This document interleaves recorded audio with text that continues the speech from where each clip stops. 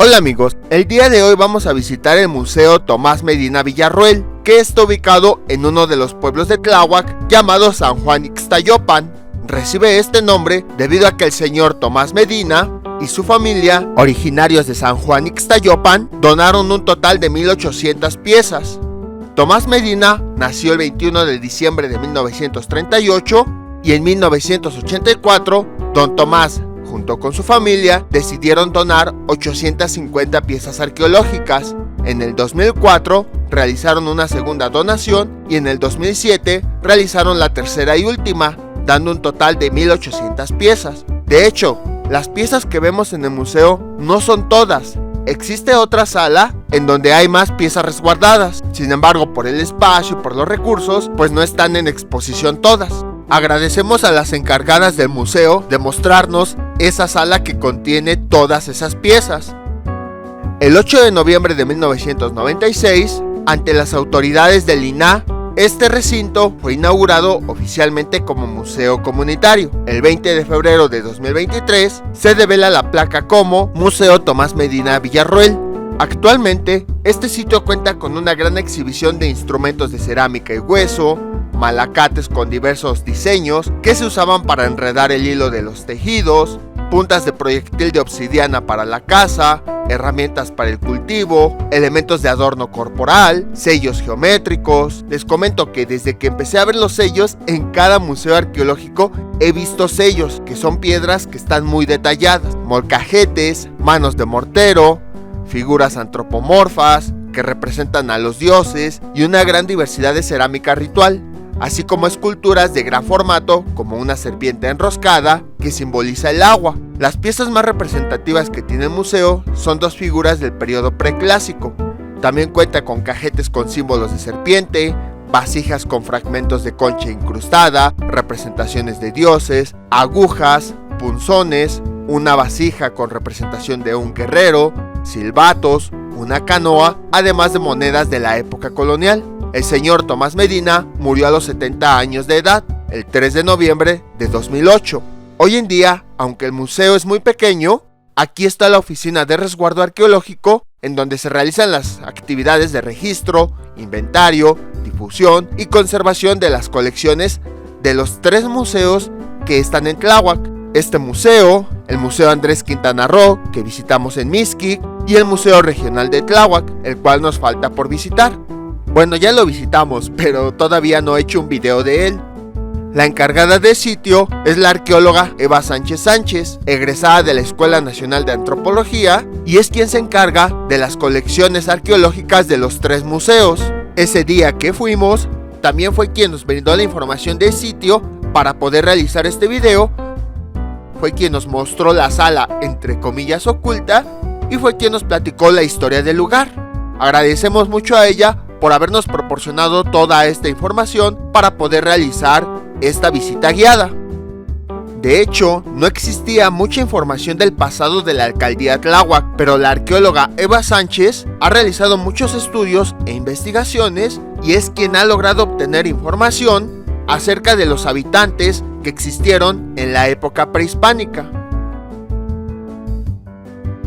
De hecho, ahí se puede ver al fondo. Nada más que no quería que le tomáramos una fotografía, entonces nada más decidimos tomar una vista rápida de ella. Esta es una de las 2 figuras principales que les comentábamos hace un momento. El periodo preclásico también recibe el nombre de periodo formativo, que abarca desde el año 2000 a.C. a 200 después de Cristo. Observamos los mapas del periodo formativo de la población de la zona sur de la Cuenca de México, específicamente en San Juan Ixtayopan, de acuerdo a investigaciones realizadas por Mari Carmen Serra, donde menciona que de acuerdo a su análisis cerámico, indica la presencia de grupos culturales desde el 400 al 200 a.C. Recordemos que dependiendo de los detalles de la cerámica, podemos conocer las características de la población en una época específica. El siguiente mapa corresponde al periodo clásico, que va del año 200 al año 900. Aquí observamos que gran parte de las comunidades que existían emigraron hacia el norte, principalmente hacia Teotihuacán. Por esa razón, aunque Teotihuacán no está en la Ciudad de México, también es estudiada. y también es muy mencionada en los museos de la ciudad.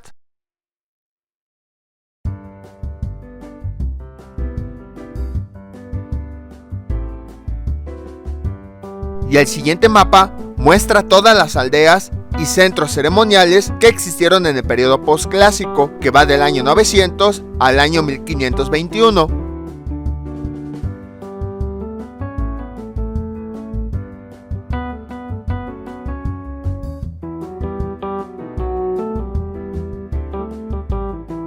Ahora vamos con un poco de la historia de este lugar. Comenzamos con el periodo formativo temprano, que abarca de 1500 a 1200 a.C. Existían aldeas pequeñas distribuidas en todo el Valle de México. Muchas de estas, sus habitantes, provenían del Valle del Estado de Morelos, debido a su cercanía con el sur de la ciudad. De este periodo destaca Coapexco, integrado por un conjunto de unidades domésticas sin la presencia de una arquitectura elaborada. La base económica era la apropiación de recursos locales. También cazaban animales como tlacuache, armadillo, pato, conejo, iguana, tortuga, aves, perros, venados, así como jabalíes. Las puntas de obsidiana eran utilizadas para este propósito.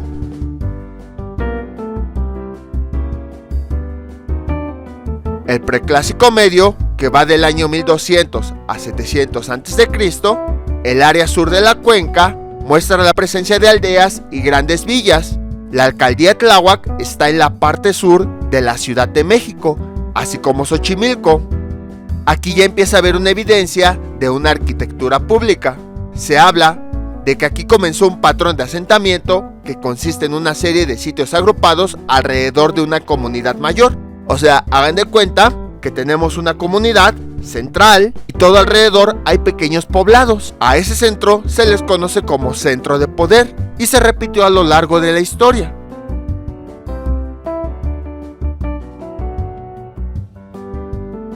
Tenemos el preclásico o formativo tardío, que es del año 700 al 300 a.C. Nos muestra aldeas, empiezan a crearse centros ceremoniales. Se distinguen principalmente dos centros ceremoniales, uno es Tlapacoya y otro es Cuicuilco, el cual ya visitamos anteriormente, que es un centro regional.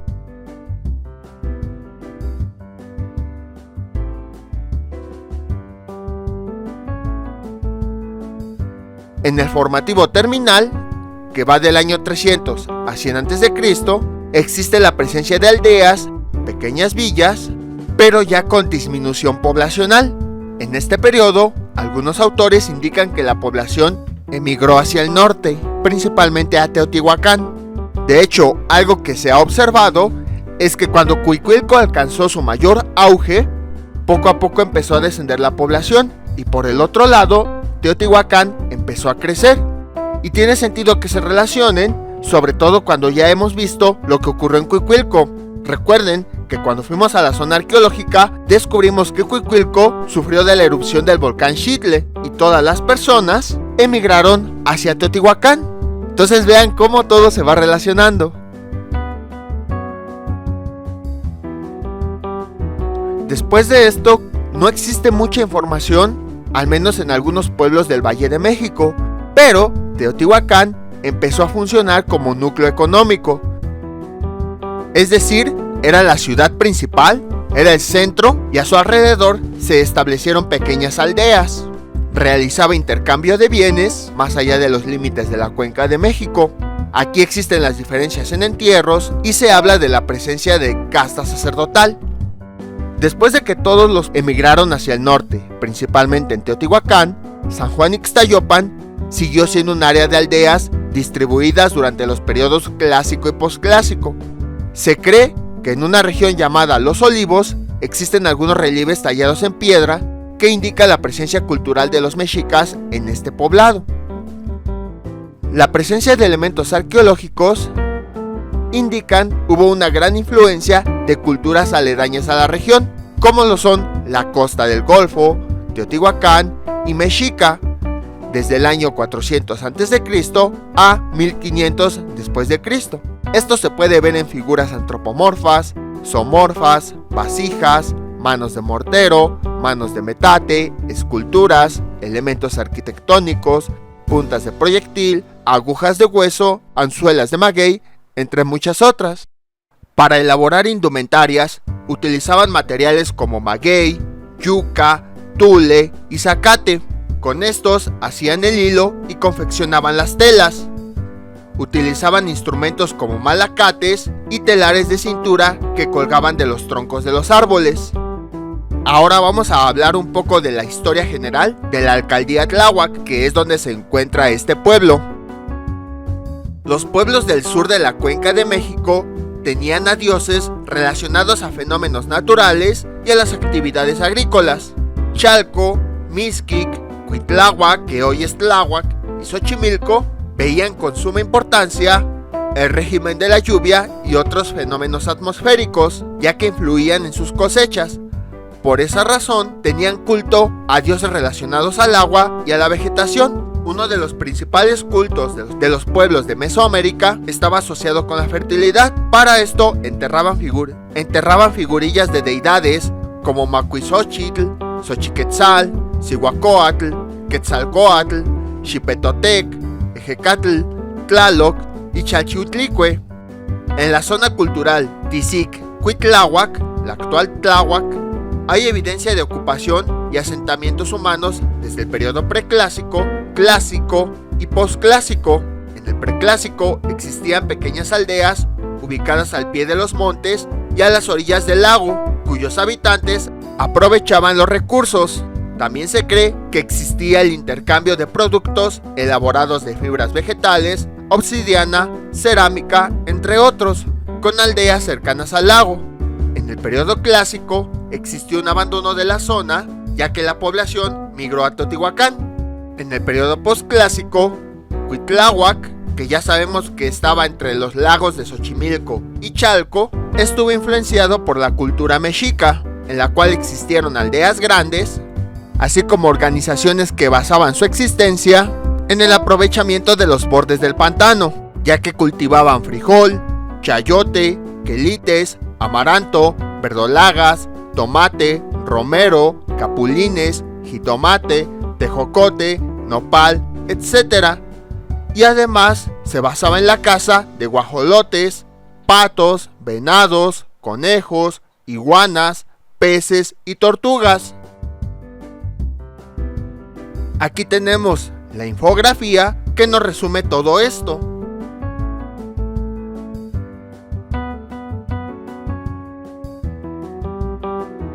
También tenemos una lista de los dioses principales.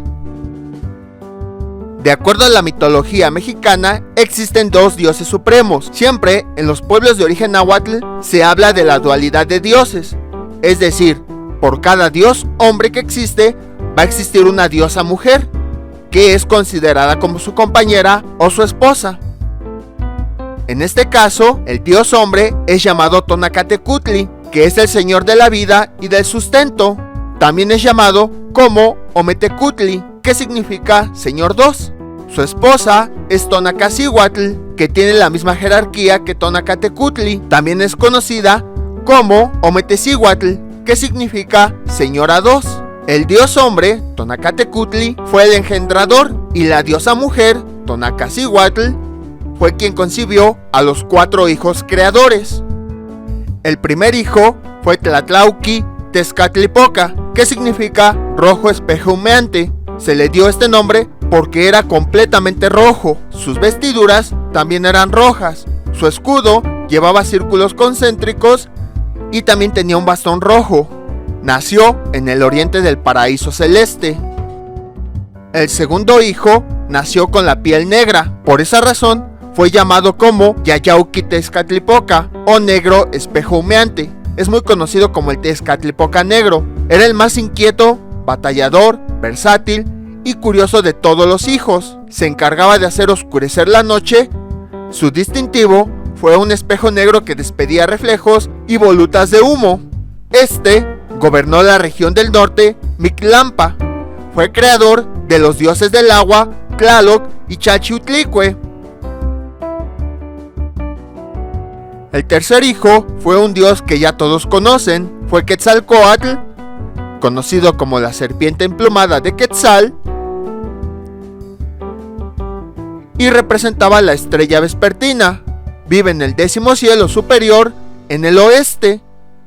Y el cuarto hijo fue zurdo y nació con extremidades delgadas, débiles y listadas de azul, pero llegó a ser el más fuerte y el más aguerrido de los hermanos. Fue quien se apoderó del dominio de la guerra y guió a los aztecas, que después se convirtieron en mexicas, hacia las conquistas, el poder y el esplendor de México Tenochtitlán. Ya saben de quién hablamos, del dios Huitzilopochtli, que significa colibrí zurdo.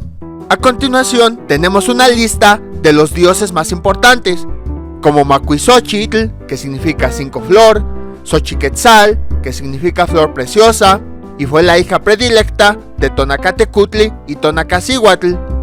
Cihuacóatl, diosa de los partos, Quetzalcóatl, la serpiente emplumada, Xipetotec, dios de la fertilidad, agricultura y primavera, Xolotl, dios de los gemelos, deformes y partos de los mellizos, Ejecatl, dios del viento, advocación de Quetzalcóatl, Tlaloc, dios de la lluvia, Xachitlicue, deidad de los mares, lagunas, lagos, ríos y arroyos, Huehueteotl, dios del fuego, Ozomatl, dios de la danza, y el dios gordo, representado por individuos obesos.